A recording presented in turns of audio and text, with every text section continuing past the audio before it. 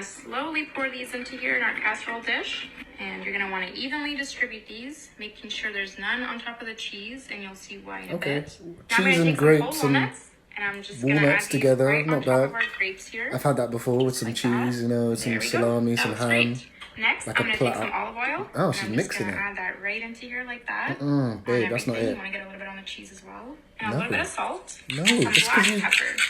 Put salt and now I'm pepper gonna on take something. You this better and not I'm put that in the gonna oven. preheated oven at She's putting it. for 25 minutes. Okay, so it's been exactly 25 minutes. Oh, she's so proud of this. No. Oh, that's dead. No, that's dead. You better not present that to Now me. we're gonna take some honey. Don't add that you right put that on top my of our table. cheese. Why are you putting honey on Winnie it? the Pooh's stick. Who's this guy? Is this our man? Your man don't rate you to let you make this. There we go. That looks great. Okay, now I'm gonna take some fresh thyme. Why? Add that right in. Why? That's Nobody so got time for that. butters.